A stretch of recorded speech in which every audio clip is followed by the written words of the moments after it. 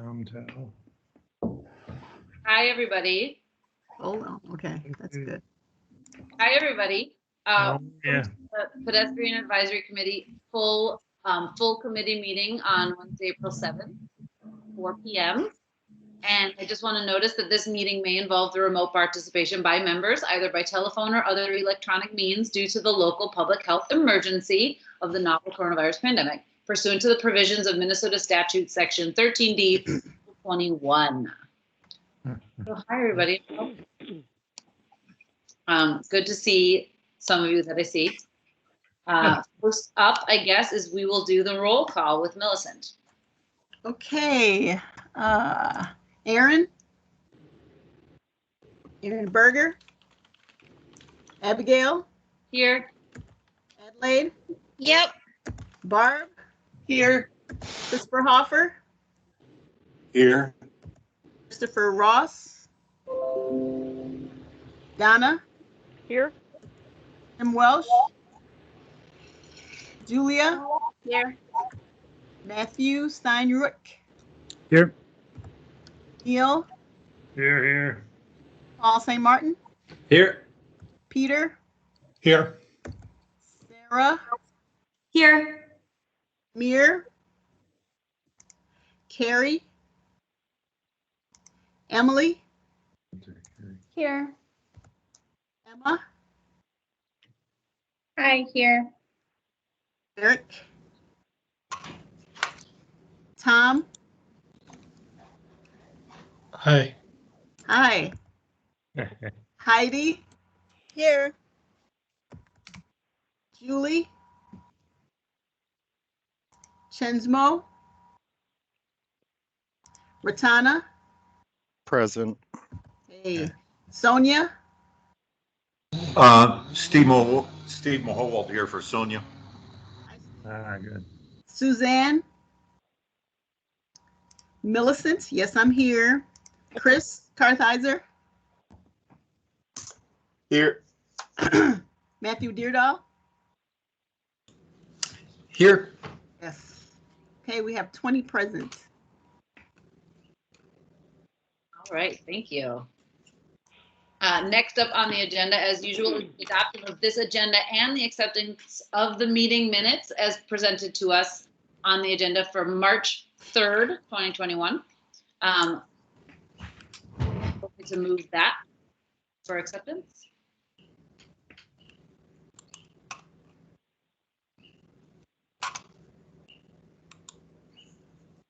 And then I need a second. Who's the first? Me, Barb. So moved. Okay. You can hear me, I was muted.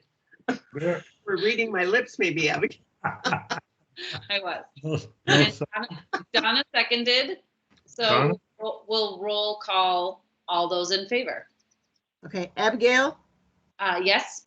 Adelaide, Yes. Barbara, Yes. Hopper, Yes. Donna, Yes.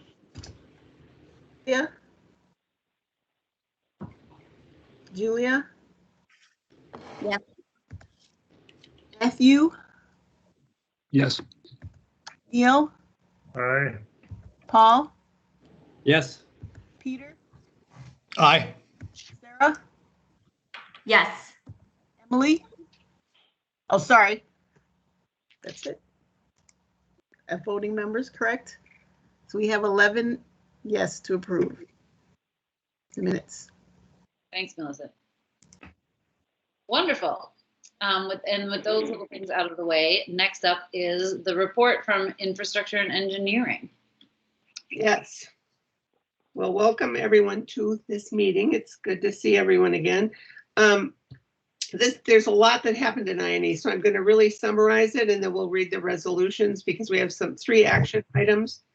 And I have another resolution about MnDOT that Christopher said he and Julia worked on, so I'll ask Julia or Chris to read that when we're dealing with it, because that pertains to our meeting as well. The first thing that came up on our meeting was the Hennepin Avenue reconstruction. They're currently at 15%. They will be coming back to us sometime this summer. This is a full reconstruction of Hennepin Avenue from Douglas to Lagoon. They said, we asked them to focus on, there's two design types that have come up. We asked them to focus on design 1 because that has a bike lane. The other design does not have a bike lane. So that was what the PAC asked them to review, although they did tell us a little bit about both. It was presented by Becca Hughes and also Jonette Kunow of Kimley Horn, which is the design group that's helping with them. And there were several other people from Minneapolis Public Works there as well. The design elements are green space, tabled crosswalks, and corner geography. They're still working on designs. Hennepin is asking, they want an input from us on sidewalks and curb cuts and bike lanes and other elements of design that really severely and continuously and critically impacted pedestrians. We had a lot of questions, especially about the width at some of the major intersections, Franklin, Lagoon, and Lake.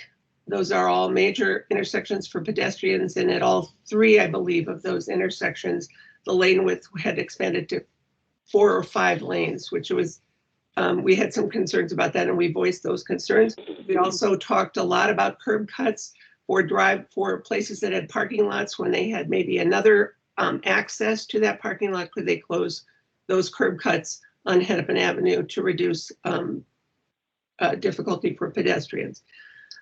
We talked a little bit about, I'm looking at my notes,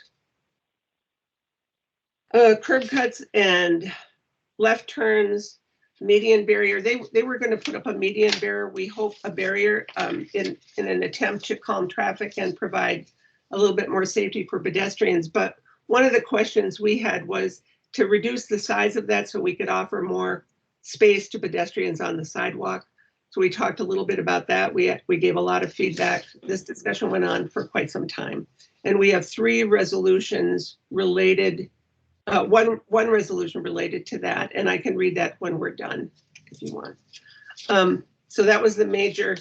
Anyone have anything else that they want to add to that? I think that was the major input.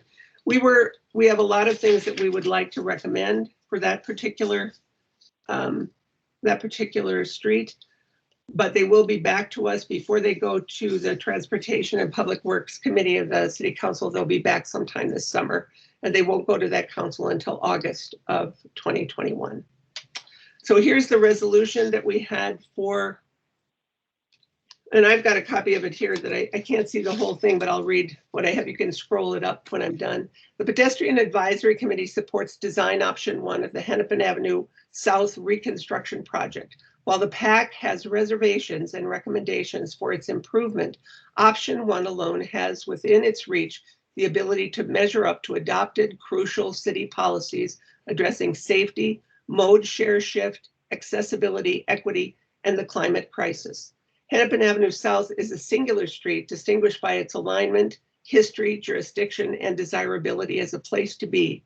By rebuilding to serve those walking, biking, rolling, and on transit for its entire length, Minneapolis makes clear Hennepin Avenue is a community space and route for people, not merely a passageway for cars.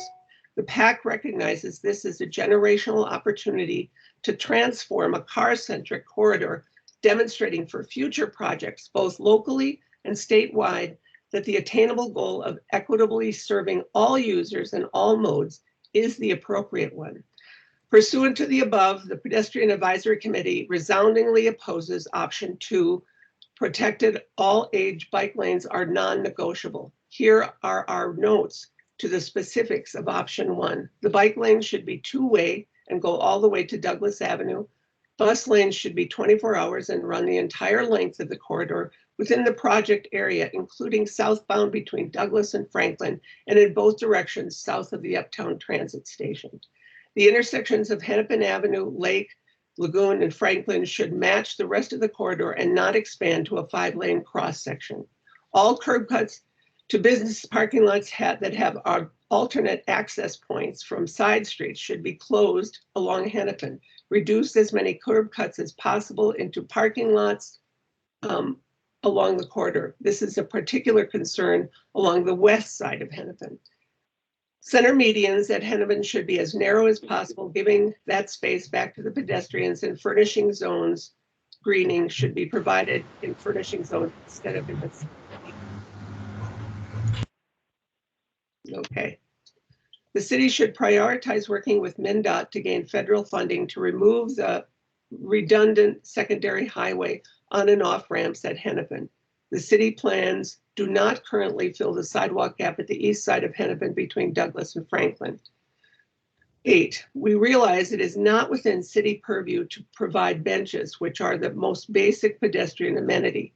We request that the city prioritize revisiting its policies and funding in order to ensure basic accessibility and equity by providing public benches in all streets within the Transportation Action Plan's pedestrian priority network. Finally, we request that the city prioritize the protection of the existing mature trees, self-adjusting year-round pedestrian amenities on this corridor, even if this decision is at odds with any city forestry policy on elm trees. So moved. There we go. Oops. Second. Second. Yay. Okay. All right. And Julia or Christopher, would you like to read the MnDOT draft one regarding the ramps? On Hennepin? One Julia, edit. would you like to give it a go? I could. I just want to give one edit for actually that point. They're tertiary ramps, not just secondary. Okay. Let me just pull that up. I have to adjust my settings. Okay, so the adjacent resolution, I don't know if we want to give context, but we talked about that both in the INE and then in PNP, and it addresses what's happening currently at the city level, what we heard from Robin Hutchison around movement to remove urban highways, what we're hearing from MnDOT, what the city policies in 2040 were. So here's the resolution around that. Urban freeways are inconsistent with Minneapolis's goals contained in the TAP, Vision Zero, Complete Streets, Climate Emergency Declaration, Social Cost of Carbon, and other policy statements. Urban freeways add public health costs that particularly burden lower income residents and renters in Minneapolis who live along these and most often bear the brunt of these environmental injustices. Particularly relevant, freeway remediation in Minneapolis is expressly recognized by the city in its Minneapolis 2040 plan as a goal under Policy 48. This provision states, freeway remediation, recover and repurpose space taken by construction of the interstate highway system in Minneapolis, and use it to reconnect neighborhoods and provide needed housing, employment, green space, clean energy, and other amenities consistent with city goals. Additionally, the on-off ramps of Hennepin South are redundant even by regional vehicle traffic management standards and planning, given 2 immediately located ramp sets at Lindale and Hennepin North. The confluence of city policies, city-only jurisdiction, the climate emergency, and national-level US DOT urban highway removal momentum create a unique opportunity for the city of Minneapolis to begin to implement freeway remediation. Therefore, the Pedestrian Advisory Committee strongly urges the City of Minneapolis to work with the Minnesota Department of Transportation to remove the Hennepin Avenue on-off ramps as a fundamental and urgent priority in its design process for the reconstruction of Hennepin Avenue South. Thanks, Julia. Second. Second. It's terrific. Good job. Okay. I will move on. The next project that came before INE was Franklin West reconstruction. They are at 30%. They did not require a resolution. Don't we have to vote on what we just seconded? Oh, do we? Oh, we do. Did we vote on the other resolution? We didn't vote on that one either. Why don't we vote on all the resolutions when we're done, and then we don't have to, could we do that? Yeah, I'm curious. Abigail? Yeah, I think that's fine, right, Matthew? Yeah, it's not a typical practice. Typically, it's Is it usually okay if we, you typically deal with one motion at a time, but we are where we are, so I think that's okay. okay, Yay. Thanks, Matthew. all right. Well, let's move on to Franklin West then. We had a discussion about that, what they're improving the street section between Lindale and Hennepin Avenue on Franklin. And they're narrowing the lanes to 10 feet.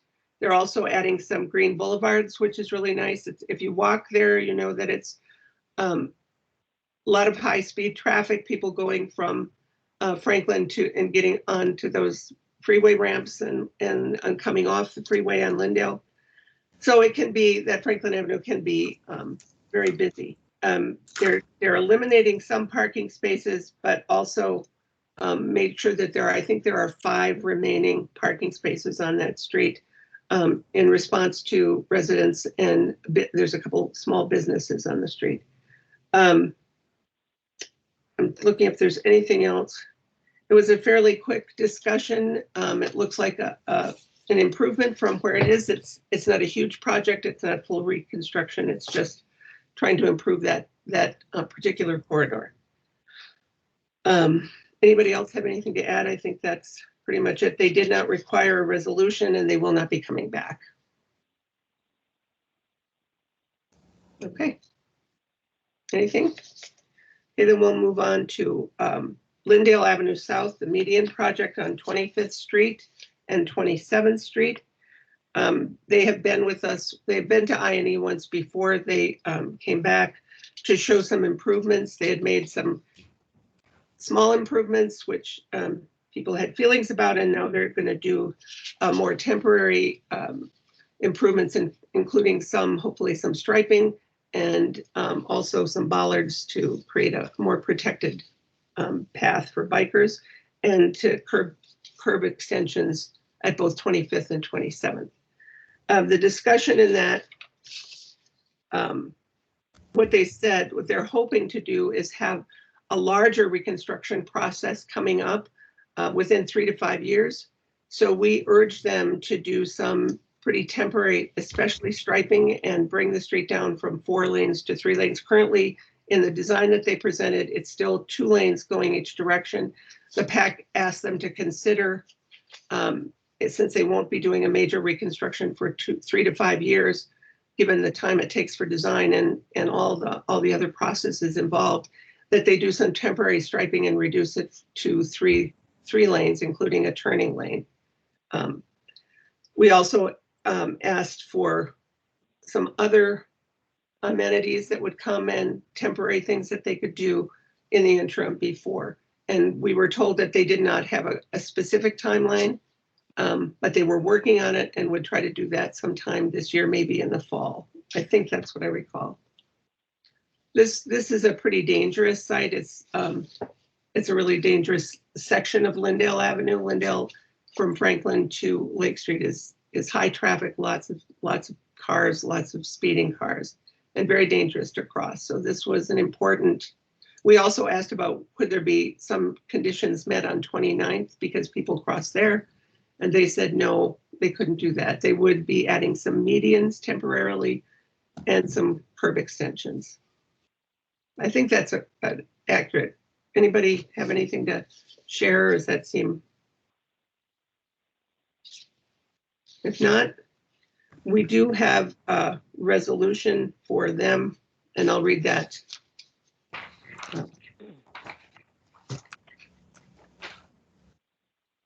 The Pedestrian Advisory Committee supports the proposed medians at 25th and 27th Street on Lindale Avenue South with reservations. Maintaining 2 vehicle travel lanes in each direction is concerning, and the committee advises Hennepin County to pilot a 4-to-3 conversion on Lindale Avenue South from Franklin to Lake Street at the soonest opportunity. This will ensure true pedestrian safety along the length of the corridor beyond 2 intersections.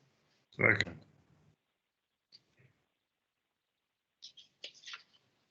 Okay.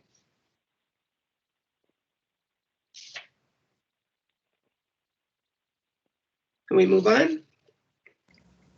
The next, I'm trying to make sure I didn't skip something. No.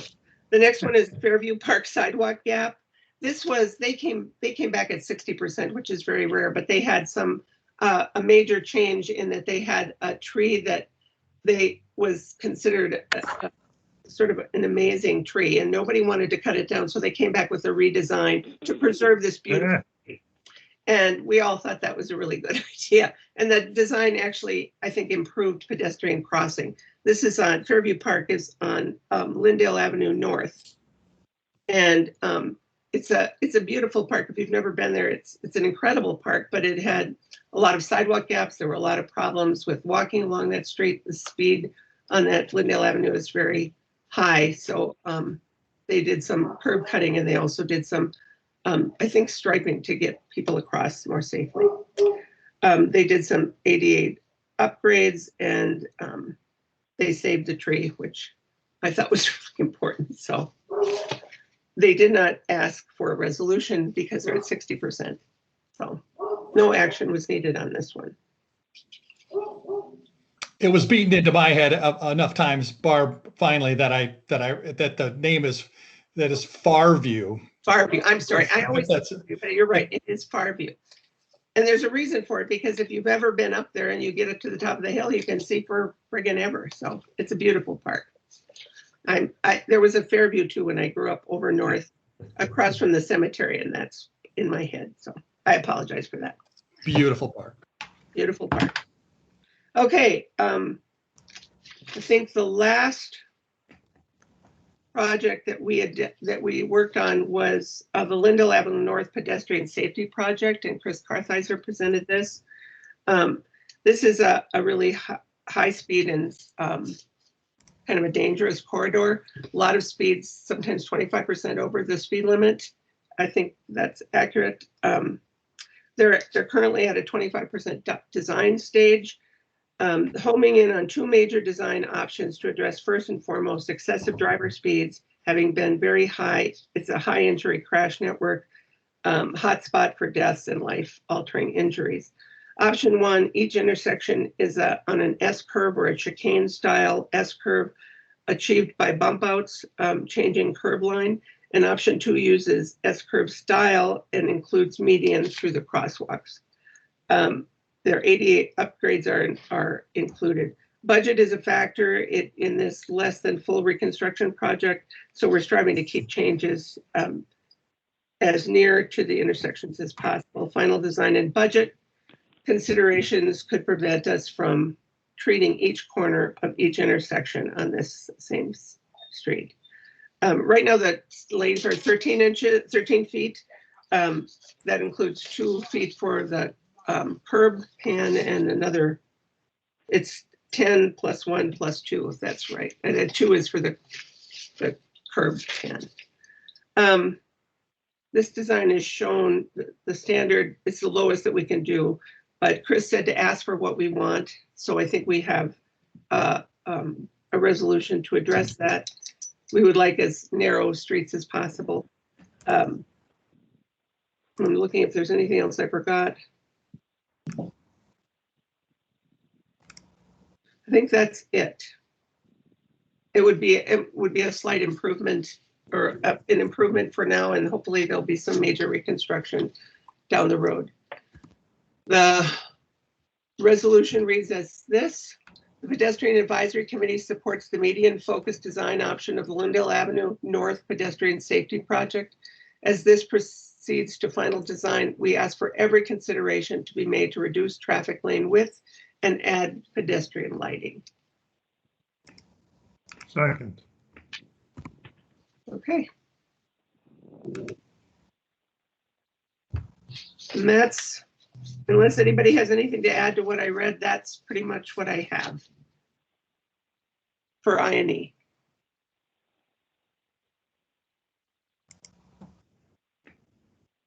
For Vote on those resolutions.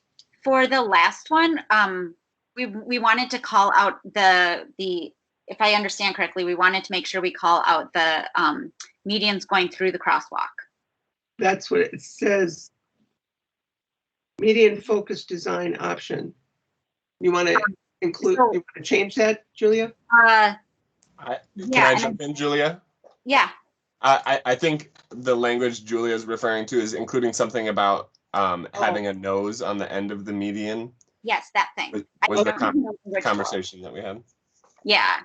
that seemed like it was important because sometimes the traffic engineers think of medians without realizing the benefit when they really protect the crosswalk and really force those tighter turns. So, Chris, you had what was you having the have it go through, have the nose of it go through? What's the engineering terminology for that to convey it to the project people?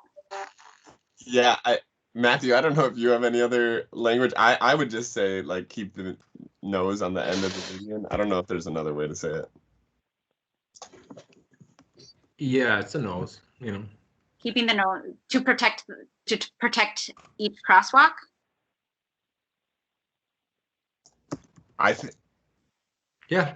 Sure. Yeah. Well, Yeah. Well, yeah, go ahead. Well, I was just gonna say I don't know if we need to. We need to say why.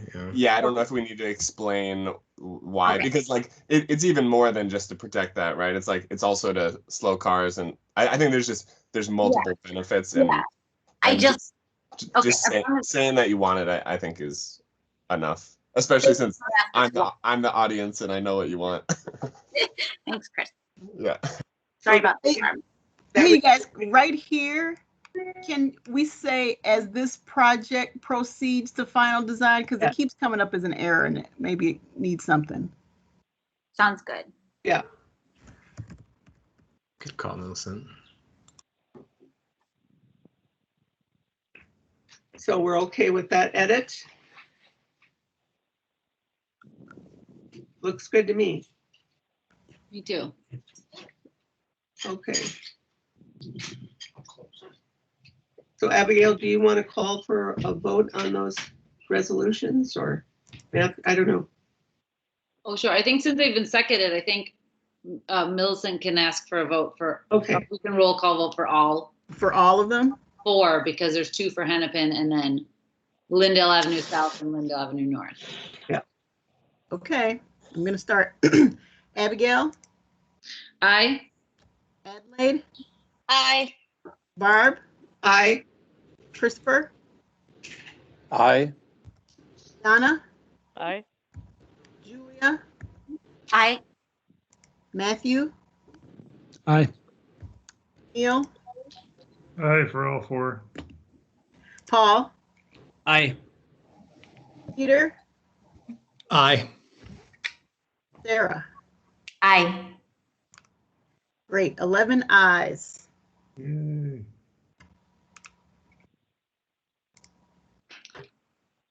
Wonderful. Thank you, Barb, for walking us through all of those projects. Very helpful and good to remind us about each one. And with that, we'll pass it on to programs and policies.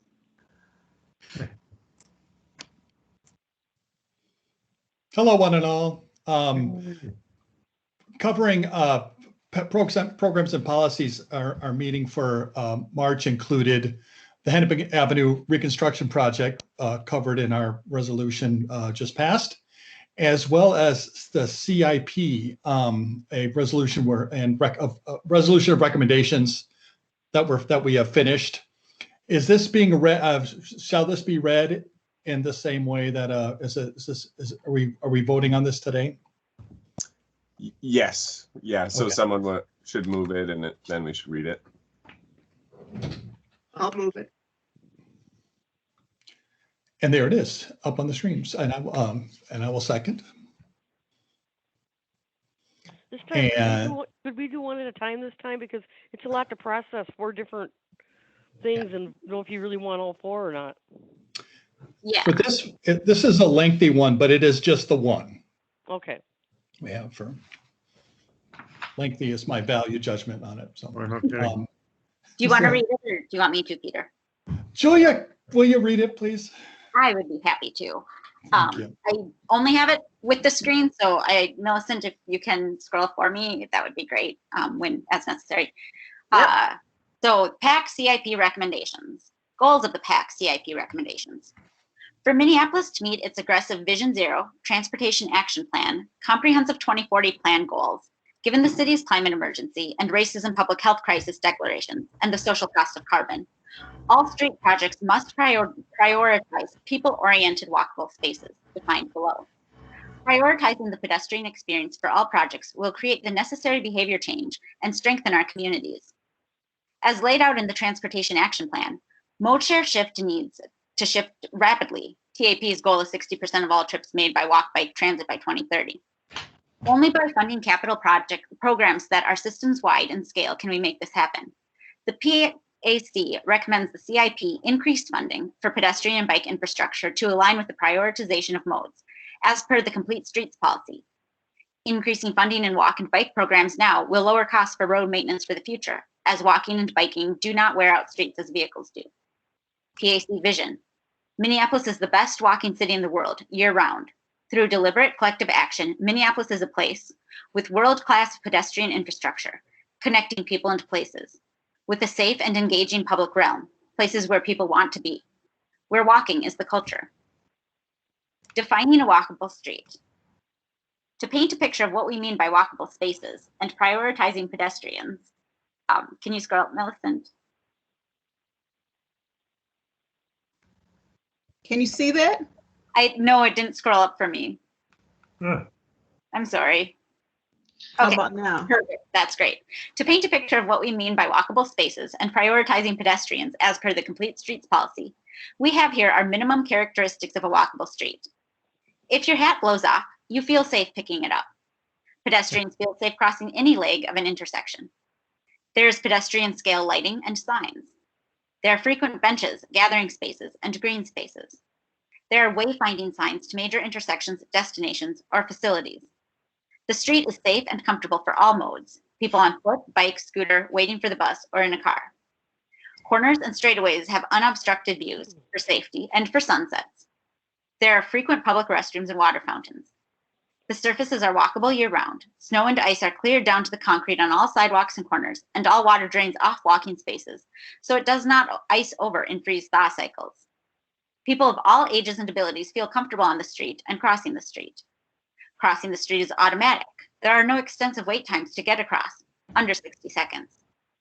The sidewalks allow for unobstructed flow. It is wide enough to walk next to someone and still allow another to pass. Existing programs. The PAC advocates for significant and continued increases to funding for Safe Routes to School, BP001, Pedestrian Safety Program, BP004, Defective Hazardous Sidewalks, SWK01, Sidewalk Gaps, SWK02, and Vision Zero Program, VZ001. Cutting or underfunding these programs in any way will derail all policy goals, as well as create higher costs in funding future programs, projects. For the Sidewalk Gaps program, include creating temporary protected sidewalks to fill gaps by taking space from the street instead of laying new concrete. See 36th Street leading to Bede-Makaska as an example. New program recommendations. 1. Create a program to add benches, public restrooms, drinking fountains, and electric wheelchair charging stations in busy walking areas. Also, include these as standard features on all standalone reconstruction projects. To support the pedestrian priority network and mode share shift goals of the Transportation Action Plan. This also supports equity goals related to gender, aging, disability, climate resiliency, community health, and vulnerable populations. 2, create a formal program for crisis response, identifying and immediately implementing pedestrian improvements using low-cost materials that are community-driven, adaptable, and resilient. Projects like Stay Healthy Streets. These improvements must prioritize projects that grow out of the impacts of interrelated crises like police brutality and the global pandemic. Projects must center racial justice and seek to address or repair systemic harm against marginalized or oppressed community members. The aim is to specifically meet mode share shift and community-led changes to uses of right-of-way. This will support the city's declared climate emergency goals and reduce carbon emissions. This will support the Transportation Action Plan's goal of having 60% of all city trips made by transit, walking, rolling, and biking. This will allow Public Works to respond to community needs with speed and skill. 3, create a program to install curb ramps and crosswalk striping at intersections where one leg or more is missing, prioritizing crossings where street speeds are 25 miles per hour or greater, such as intersections adjacent to many city parks. This takes action to support the city's approved Complete Streets policy. 4, create a program to improve pedestrian safety and experience several blocks around freeway on and off ramps. Traffic calming measures will support Vision Zero goals. This will create a more comfortable walking and biking experience near freeways. This will support the Transportation Action Plan's goal of having 60% of all city trips made by transit, walking, rolling, and biking. 5, create a program in the CIP to fund neighborhood greenways. Neighborhood greenways are routes that enhance local, low-volume streets and give priority to people walking, biking, and rolling, and should significantly limit motor vehicles along sections of the street. The city's neighborhood greenway study covers the benefits of this program, and neighborhood greenways are included in the Transportation Action Plan for Minneapolis. 5, create a formal program for crisis response. This was moved, so this should be deleted. Oh, okay, cool. It seemed like it was getting super familiar very quickly. There is no 5, correct? Or that, I think 5 is above because this was moved to number 2. Oh, okay. I see, yes. Okay, so do we? So Melissa, you can delete that. I will. This is a PDF, so I can't do it right now, but Okay. I'll note it. Thank you. Sorry, Julia. And thanks for scrolling for me, Millicent. Yep. Second. I'm wondering, for some reason, my brain thought that we had passed this and I forgot, but I'm wondering if in item 4, where we talk about creating a program to improve pedestrian safety, if we might also throw in start examining freeway remediation, just to, because that supports our other requests with hennepin. And regardless of what happens with hennepin, that's something that is part of the city's plans, and this seems to be the right time to get the conversation going. I like that idea.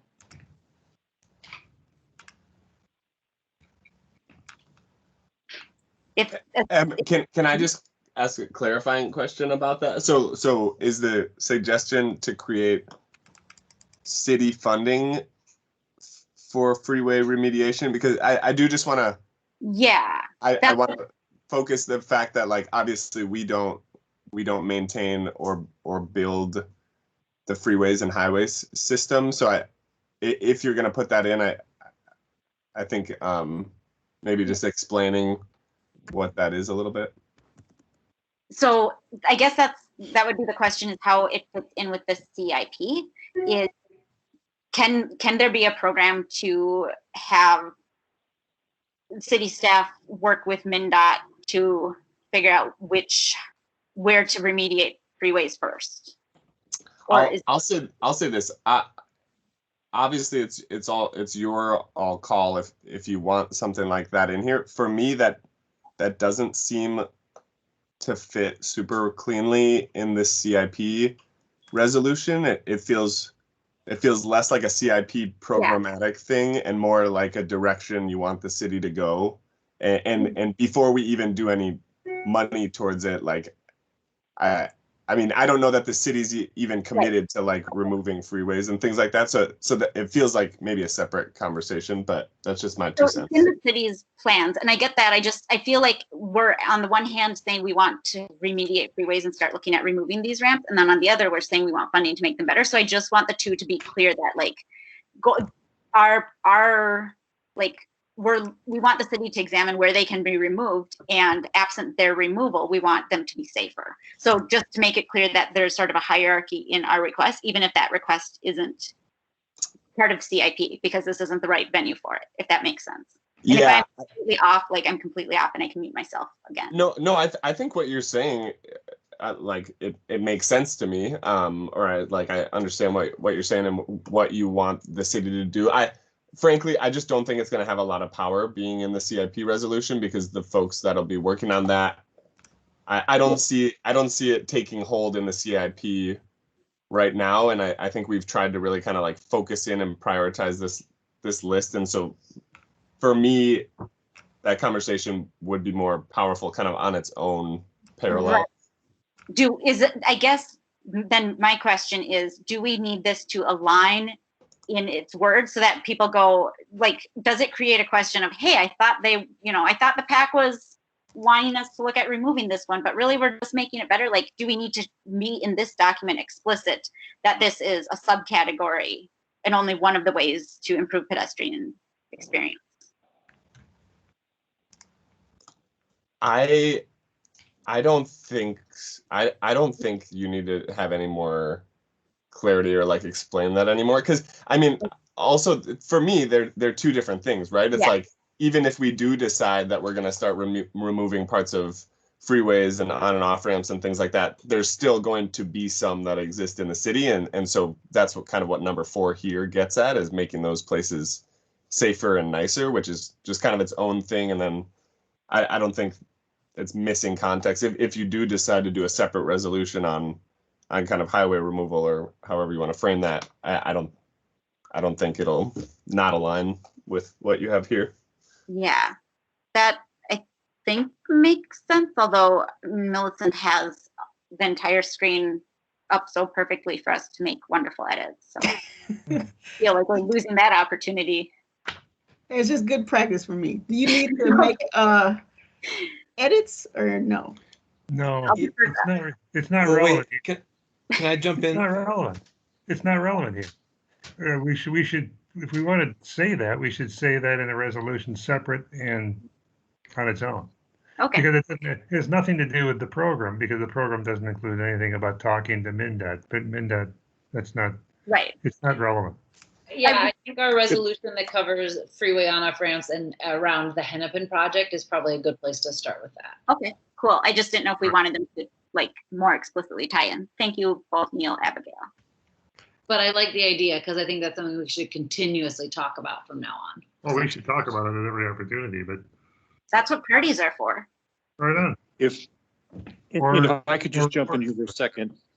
Julie and I have talked about going sort of the next version of the Hennepin on-off ramp motion that's been passed today, to make it a little bit more of an in-depth and broader focused document / motion to just try to get this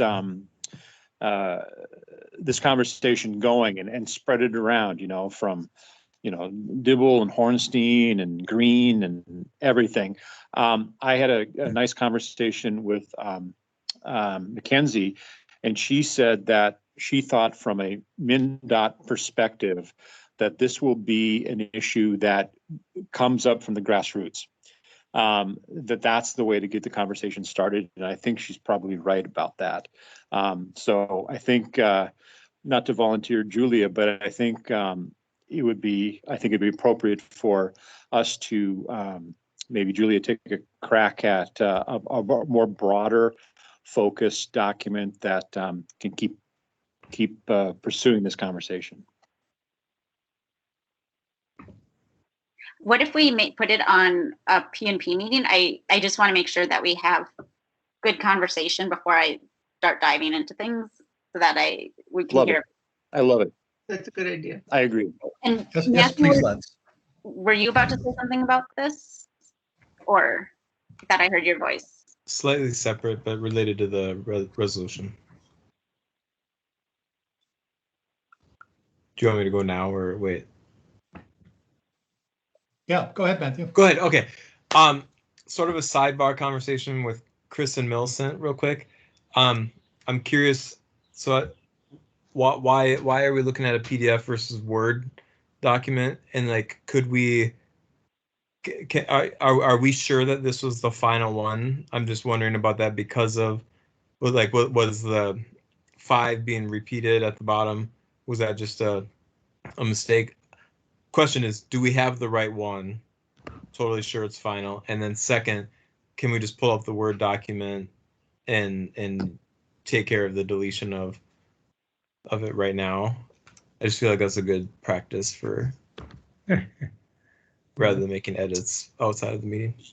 To answer your question of if it's the final, I think it all looks accurate to me, and it's just that last one was left on there, so it's just that deletion. And then as far as I think the reason that it's a PDF is just the online one is it's easier to put up the PDFs, and then like it's not going to be changed by folks or anything like that. But it looked like Milson had a word, but Milson, Okay. if you want me to pull up a Word version. Yeah. let me know. Yeah, if you have I haven't been able to locate the Word version of this. Okay, Yeah, just I can't even read PDF files. Oh, that's right. oh wait, Donna, really?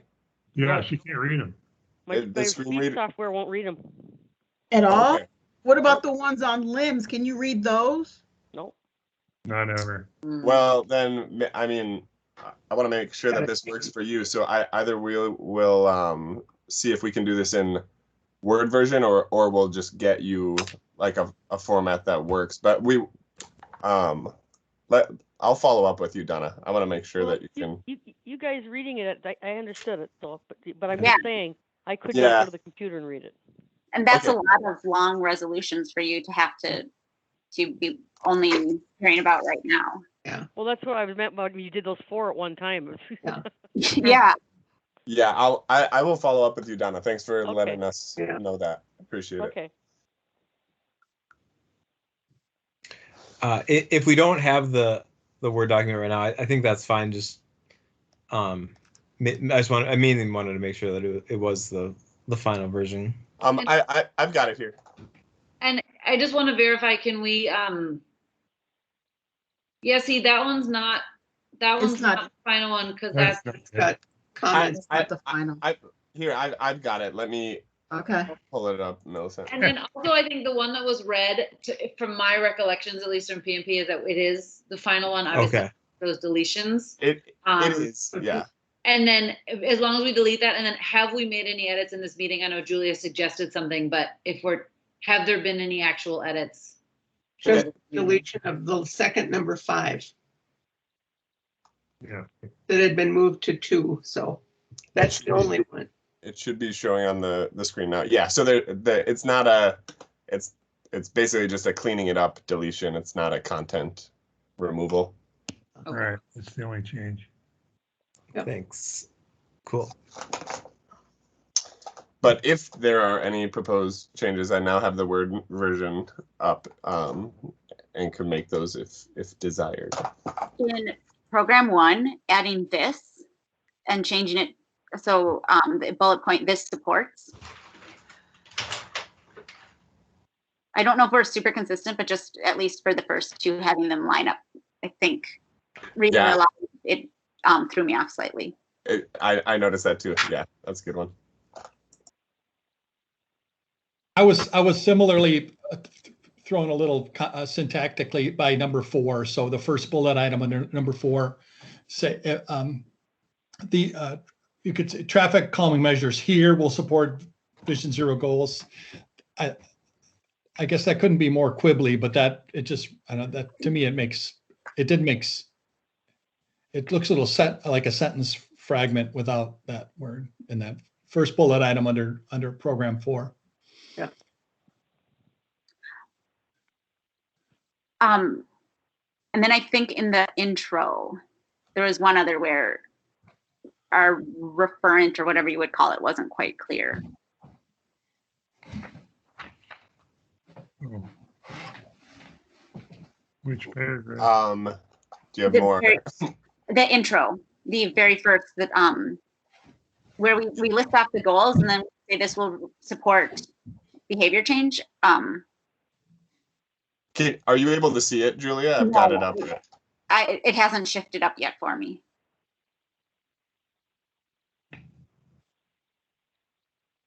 Sorry.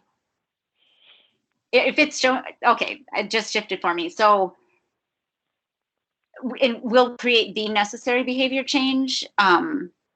We can either drop the, I think, or the necessary behavior change to meet our goals. What does that do? To me, it's floating. I don't know what it is going on grammatically, but it's like, it will create the necessary behavior change, and my brain's going, for what? Even though we stated it before, it felt hanging to me. Oh, That If makes that's- sense to me. no. Oh, okay. I think it's fine either way, so that works. Yeah. Okay. I mean, Did we change that? No. Right, all right.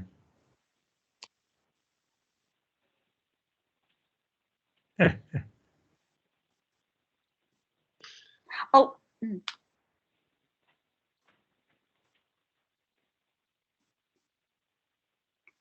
You were In- saying, defining a walkable street, there's one point where we mentioned cars. But this is something we already passed, so we can't edit, correct? we haven't voted on it yet. We haven't passed it yet. I thought the but section, walkable street we used last year. oh, we used, but that's the vision we can't edit because that's been voted on separately. Yeah, that's the vision part, yeah. That's right, the vision is, yeah, that's, So we have people on foot, and there, I feel like when we say on foot, I'd like to be explicit, using wheelchairs. It's under the fifth or sixth bullet point. The street is safe and comfortable for all modes.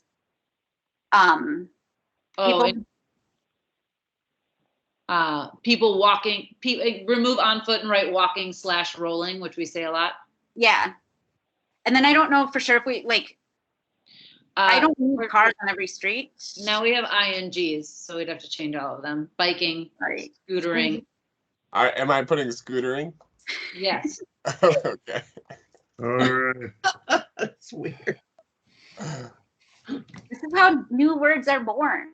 Also, it makes it more like human. Yeah. How about that? Riding. Yes. Riding scooters? Sure. Or human. Riding scooters, waiting for the bus or in a car. And then I don't know if the in a car goes against that not every street needs to have cars on it, but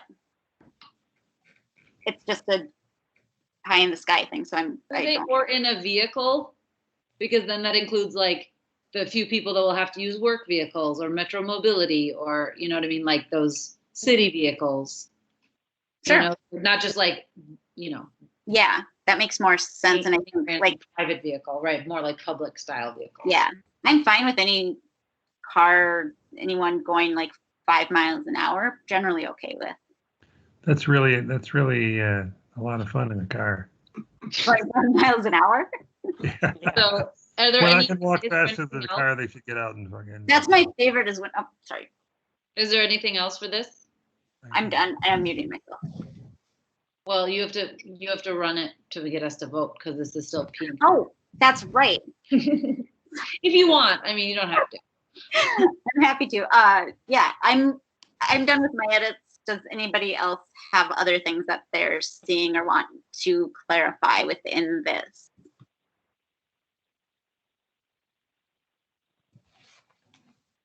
Let's vote.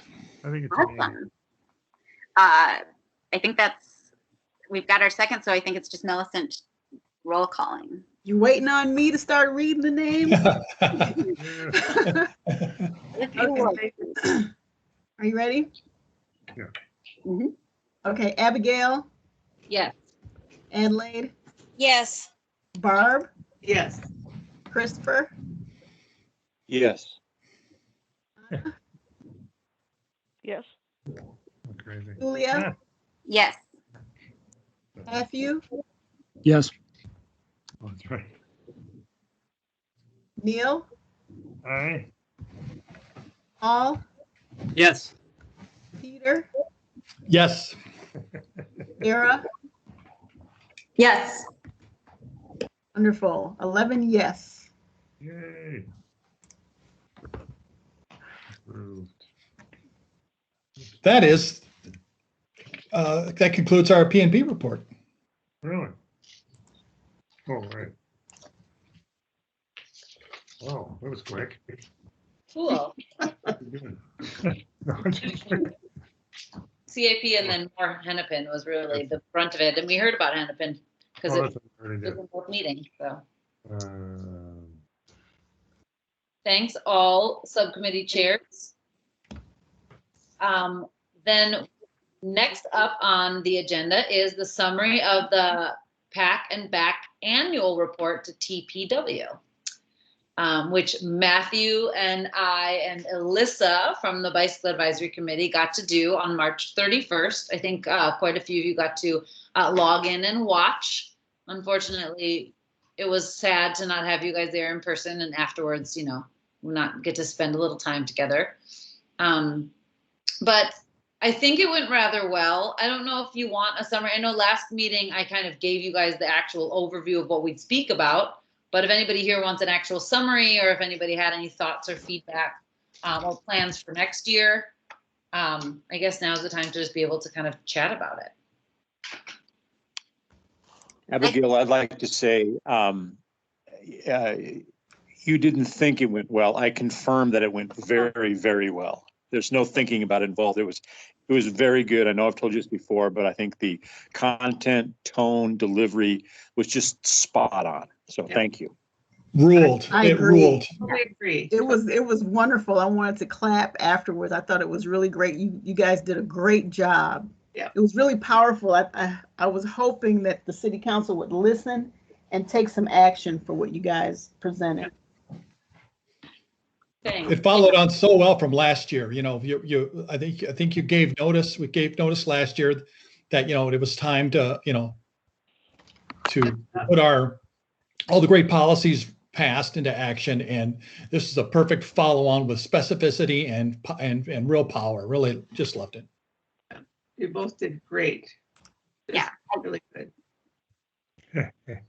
I'll echo all of that. I thought it was amazing. I was disappointed in the city council members' responses, but I also am remembering the tone has shifted in the past 3 years significantly. So I'm just hoping they're sitting with it and rewatching it.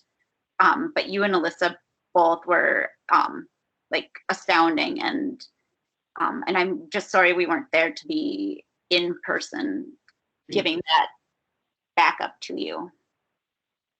Thanks. Yeah, and for people who haven't watched it, the council members' responses really, I think it was like 3 or 4 council members just said, well, thank you so much for your input. We love to be pushed on these topics. We're so happy to know that you want us to follow through on policy. And then none of them asked any questions. And they were not even that. I thought they did, like, they focused on weird not things.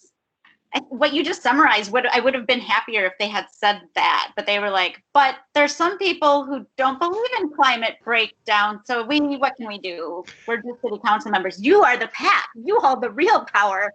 Bring all your power to bear. It was a very odd sort of disconnect response from like some of the council members I expected to be kind of, I don't know, Cam Gordon's the green member. Like, I didn't expect him to be like, what can we do? So, Well, yeah. Didn't Paul Massano break down? She started weeping, as I remember. Maybe I'm making that up. I think you dreamt that, Neil. Probably it didn't happen. Yeah. It is available online, and we could send out the link maybe for anybody who didn't get a chance to see it, or who wants to see it again, because it was great. Yeah. I think I want to clarify. I think it's important to note what Councilmember Gordon and Council President Bender said. So Councilmember Gordon made a statement questioning whether the rest of Minneapolis is where, or I don't know exactly how he said it, but he referenced like where other people in Minneapolis were, and that maybe they aren't as far as the pack is. I found that to be an interesting comment. And then the Council President Bender brought up, I think the way she framed it was brought up the challenge for politicians, I guess, to make decisions if there's a lot of like opposition, and I believe referenced needing to build support for the types of things. So I just wanted to share, like, those are a couple points that I heard that I have not heard in past presentations. Well, they're not making that up. I mean, we're the 15% of the city that doesn't own a car. Everybody else is against most of what we're for, and you don't have to. I wouldn't say everybody else. I have to interrupt. Not everybody else. I think loud voices. I don't usually interrupt, but not everybody else. Come on. Loud voices like to tell me at lunch constantly what idiots we are, and it's amusing. But it is going to be a hard struggle to get most of this through when the city council has to. I mean, like Ward 10, hardly any of those people are for that stuff, as far as I know. I mean, I would disagree, Neil. I was out recently getting comments and talking to people about Hennepin Avenue. And it was like, it was resounding support from people. Like there was one person who started out saying, well, what about parking? Turned out they were car free and they had been hit by a driver and they were super, like their initial reaction was almost like it was a knee jerk sort of, we're so car culture. This was just what came out of their mouth, but the discussion was there. And, you know, even like talking to drivers were really, really, you know, had really stressful experiences along Hennepin. So I think the people who volunteer the information might not be representative of where people are at if they're given space to kind of share information about their experiences or things along those lines. And it's also, I think, the city's responsibility. They've got a communications department. They've got public works that literally like goes out and talks to people. So if there isn't that education happening about how traffic engineering actually works or what climate breakdown means in terms of city policies, it was weird to have the responsibility flipped back on a volunteer at pedestrian advisory committee with zero power. That, you know, like they may have had points, but that they're city council members. Why isn't the city doing those things? Is that something we need to be writing into CIP, like, or some other thing? No, our job is to be about 5 years ahead of everybody else. Our job is to make sure the city council and the city go toward where we're trying to get to. We don't have to give a damn what anybody else thinks, and I personally don't, because they're wrong about climate change and tough. You know, you're gonna have to get out of your car someday. You want to start thinking about that or not? But and I of course don't have any more idea than anybody else about whether we're developing a consensus, and damn well going to keep talking about it because we have to figure out how to get people out of their cars. Mm-hmm. I mean, that's our job, right? So they're politicians. They may have their ear to the ground more than we do, but that's long term. That's irrelevant. Our job is to keep pushing forward, and I think is right for that. Oh, sorry. And I think Cam acknowledged that when he said it's good to be pushed, responding, you know, referring to the city council. And I think that's, for me, was just a key takeaway that is, you know, like Neil, what you said, I mean, to sort of illuminate the path ahead, even if, you know, everyone's following 2 years behind, and to keep pushing it and to keep, you know, hacking through the underbrush. And just to keep the conversations going and growing, I think it's just critical. And yeah, they should be pushed, but be pushed in the most effective way we can do it. And yeah, I agree. I see a hand up, and I also know you wanted to say something, Barb, I think? I'll wait for Chris. He's had his hand up, but then I'll talk. Okay. Yeah, I was just gonna say one quick thing in response to Julia's question there of like how to bring this forward. I just want to re-highlight, we've talked about this recently, but 2 upcoming places that I think the PAC can like bring this type of voice to is the 20-year streets funding plan that we've been having discussions about revisiting that now that we've passed TAP. And so that really is all about where we're putting our money, which really gets to, I think, the core of the presentation that Abigail and Alyssa gave. So I think that's like the action that can be taken, and it hopefully doesn't have to be 5 years, Neil, but something that's kind of upcoming. Right. When is the 20-year thing starting? Well, we've been there's no like formal plan for the update yet. Those conversations are just kind of happening, but yeah, should be. No, we got to be involved with that, absolutely. Oh, are you done, Chris? Yeah, thanks. My response was to Neil saying that we're you know, I have a car and I'm an older person and I use a car because I have I did have issues with walking. I'm a lot better now, and I just bought a bike, so I'm going to be on the streets doing other things. But there are a lot of people I know that have cars that are terrified about climate change, that are willing to make changes, even though it's difficult. And I think the other thing that we need to do is look at, if we're going to ask people and we want to keep pushing, we have to make sure that we also talk about increasing transit, so that people that rely on their cars for working, or older people who rely on transit for getting places, have options, not intermittent options, not where you wait 15, 20 minutes for a bus, but where buses come frequently and connect to all the light rails. The more we keep supporting infrastructure like transit, the easier it will be for people to make the decisions to let go of their car. Because letting go of your car when there isn't any transit really readily available, especially for older Americans and older Minnesotans, is hard. So we need to make sure that we push to make that an easier transition, in my opinion. Yeah, that seems right. Yeah, I agree. And I think at the end, kind of our goal, Alyssa and I's goal, is really to just say, we need a system-wide change. And even though we might not be in charge of Metro Transit, if we can push for a summer where we just put in all the bus lanes everywhere, so the transit is like unobstructed and can just go, and then, you know, transit has the opportunity to increase, you know, and have a timetable that's not, you know, contingent on traffic, then I think it will be something where people will go, oh, the bus is actually easier, you know, because I think you're right, Barb. It's just that if people have a system-wide availability for cars, you can go anywhere in the system, it's reliable in your car. People don't feel that there's a reliable system for everything else. So whether it's walking, biking, or transit, they feel like there's holes in the reliability of a full system-wide thing. So our goal is really to start looking at, like, how do we initiate systems-wide change? So I think that totally is kind of our goal, and I think that if we can push the city for that, that'll be kind of a big win. So thanks, Barb. I'll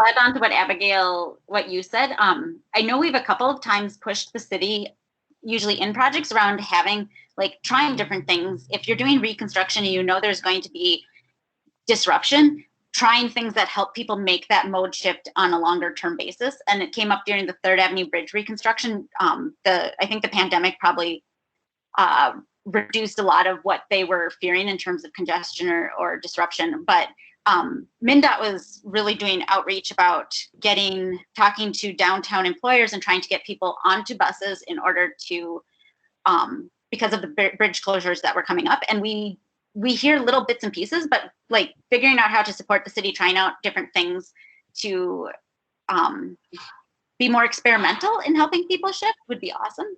Yeah. Hi, Steve. Hi, and I just want to put in a word for Minneapolis and Hennepin County in terms of that Central Bridge project. They came through big, of course, the pandemic came. No one was expecting that, but all the planning for that work was done in 2019, and they came through big time in terms of exclusive transit lanes over our detour route, just outstanding support. Thank you. Steve, is that something that has happened from the city yet, like with any projects, or is that something the city still has potential to explore with MnDOT in a similar way? Well, the big, there were a couple factors. MnDOT funded 15 additional traffic control agents to deal, with congestion. And, this is 2019. No one knows that the pandemic's coming, okay? And everyone is expecting it's going to just be hosed on that end of downtown. So MnDOT paid for 15 additional traffic control agents. We were going to get a transit-only lane over the Hennepin bridges, inbound in the morning, outbound in the PM. Now that hasn't been they were going to stripe it, but then with the pandemic, it was decided let's wait, and we went to detour last winter. Tough to put down red paint during the winter, We also got a number of transit signal priorities, left turn type signals, excuse me, from the city and the county too. So there was great support, I thought, for transit on that project. When they presented it, they talked a lot about that, and something that I'm just like with Hennepin Avenue, with big reconstructions that impact commercial corridors where there's disruption regardless. Are there programs that Metro Transit has like with the city to help businesses along those corridors or to help residents? Are there programs existing that are kind of the smaller level of what MnDOT was doing? Well, that's a good point, Julia. And I'm not sure that, if I heard you right, you were speaking the programs that directly help businesses and residents along those corridors. And I can't speak to that. And there's probably things that I'm not aware of. I just know in terms of, I've been as I've said before to the group, I just feel very fortunate as a transit planner that I'm working in Minneapolis because of the support we get from city staff. And I know, I'm saying inclusive we in terms of the pedestrian advisory committee raised the bar pretty high. But in terms of transit, I've just always been very pleased at the support there.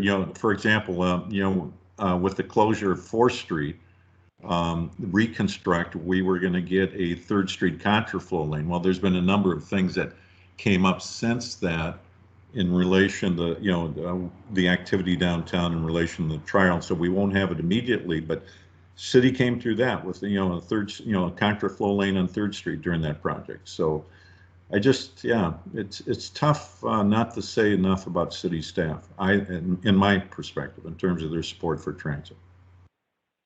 Thank you. Yeah. So if you haven't seen the presentation, it is on the website. I think the link's in the chat. Otherwise, it's available on the city's YouTube page. Any last comments or thoughts before we move on to the next discussion item? Great. Well, Matthew, I think you're just going to bring up the appointment cycle just to kind of give us a rundown, since this year is kind of odd in how they're happening. Yeah, I mean, it just seems like we just got done with this, which is true. That did happen. But we do this every year. The PAC, just as a reminder, is split up. So roughly half the membership is up every year for appointment.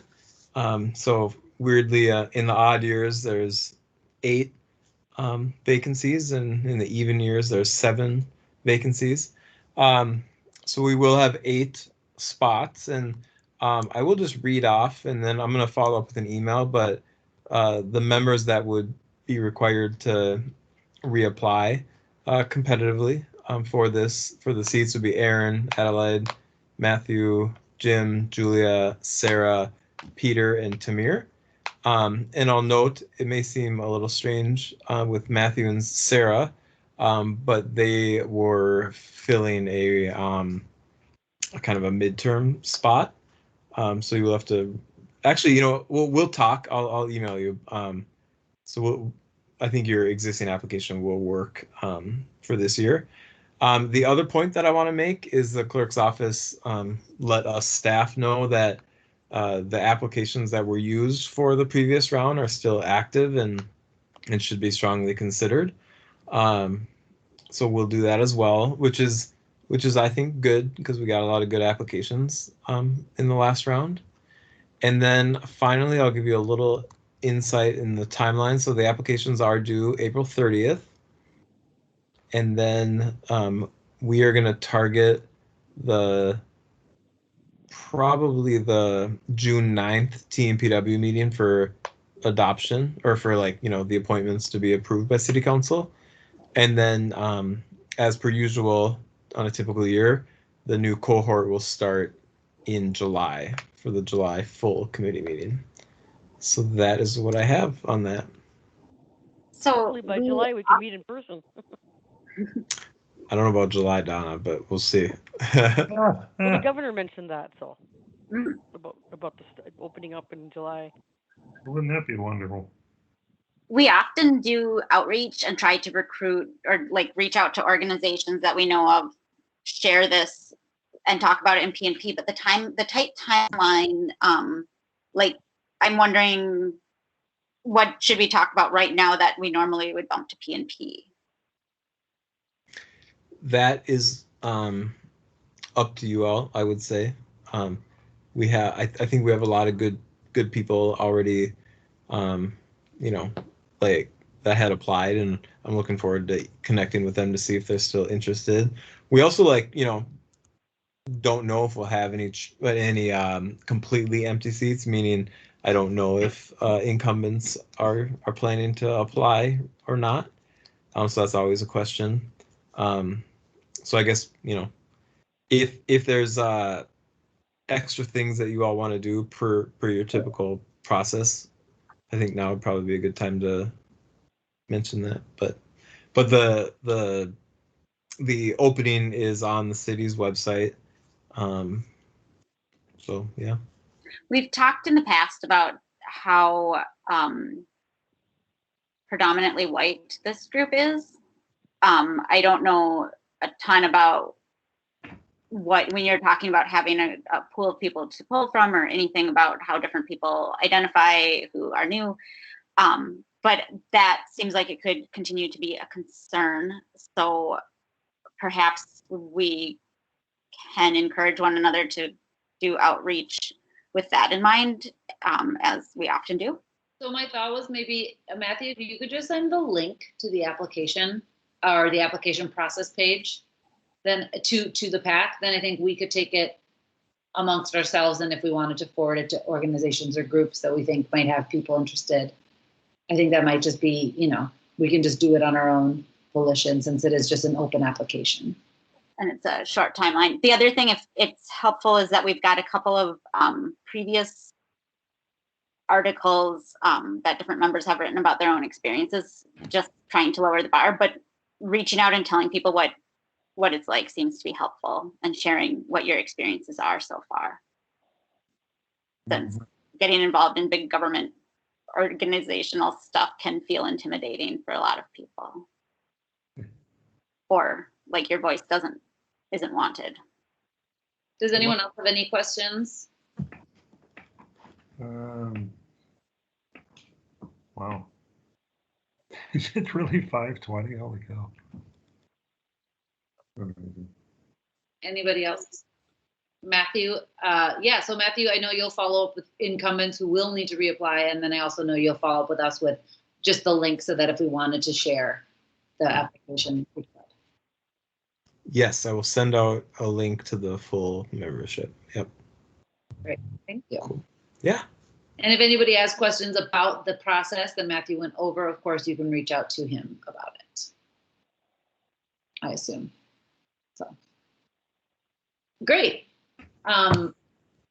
Next up is announcements, which isn't on the agenda, but we're having announcements. And Matthew, I don't know if you want to share the announcement about Hennepin Avenue, because I don't really understand it. The one south of the lake. Oh, I guess referring to there's a Star Tribune article about Hennepin, and there's a mention of the block between, so it's not part of the reconstruction project north of Lake, but it's part of the I guess, so it was reconstructed, I think, a couple of years ago. And so the block between 31st Street and Lake Street, there's discussion about adding parking back to that block, and which would impact the bike lane. It would remove the bike lane. And they're saying likely, I mean, I think that, yeah. And the thought is this might be a quote unquote temporary measure while they're constructing Hennepin, or are they saying this is something that's going to happen and then stay that way? I think the word that they're using is interim. Okay. Like 26th and 28th being one way were interim for the construction of some highway decades ago. I'm not sure about that, but what interim means in my world is like until something is decided later, right? Or like until something else happens. So there isn't like a timeline necessarily associated with it, which is my understanding. I'm not in on all the details. The article was in response to business leaders, right, who were bemoaning the lack of parking for their businesses. Is that correct? That's what I read. Feels that way, yeah. Of course, there's a parking lot a block away that nobody seems to know about, but it's fully advertised and is, Multi-layered parking lot. yeah. I get into that talk with the guy who runs Majors and Quinn every single time I go in there. And great, you can't pull up and walk in. Big deal. You can go to the lot, and it's irritating as hell. It is. But of course, people who drive will not walk 30 feet if they don't have to. But there's one thing you have to consider. There are people that, like a friend of mine, that they don't have hands, and so they can't do the ticket thing. Oh, absolutely. There's all kinds of, yeah, true enough, yeah. So you can't do that, but, No. So are they taking, like, putting parking in instead of the bike lane? Is this a proposal, mind you, or is the paper's opinion, by the way? I don't have a ton of details to share on this. Yeah, What you came out of the mouth of Becca Hughes, who is a public works employee. Oh, So okay. we can consider that it was a decision that is basically made, I correct? got it, John. Well, Becca said this, okay. Right, Matthew? Becca was quoted on this. Yeah, it seems that way. I'm sorry. I don't have definitive information to share right now. Unfortunately, I wish I did, but that's what was reported in the Well, structure. Matthew, I think they should make sure they have a couple of handicap parking spots, because like I said, they can't get into the ramp. Oh, I see. That's what you're talking about. I forgot about Yeah. that. You have to grab the ticket when you go in, right? Yeah, and I mean, every single off-street has unlimited parking, essentially. So it really is one block. Right. But anyway, so that is just something for us to be mindful of when it comes to Hennepin being reconstructed, major reconstructions, city policy in general, city policy goals. So yeah, I did not read that article. It was just mentioned to me as something that actually seems that it was like a decision made, and we were never, I don't think the BAC even got to consider discussing that opinion, correct? Or that change. That's correct. So I think there's that as well, which is kind of saddening and disheartening. Can we request that we talk to people who are involved in that at either subcommittee this month? Matthew, would that be feasible? Because that seems really relevant to a lot of, just so much of what we do. You can request anything you want. However, yeah, I don't know. You can request that if you want, I would say. Are you able to follow through to find out more about that for us, Matthew? And is that I think I could probably do that, yeah. And Becca will be back at some point in, a number of months for the Hennepin project, but right, but this sounds separate. And no, it is. You're right. I'm just saying, like, just from the perspective of if complete streets, like if we can just if everything that protects people is able to be removed without going through this process, then does the process mean anything? That's the question. Or are we all here because of how much we care about each other and just as a social event?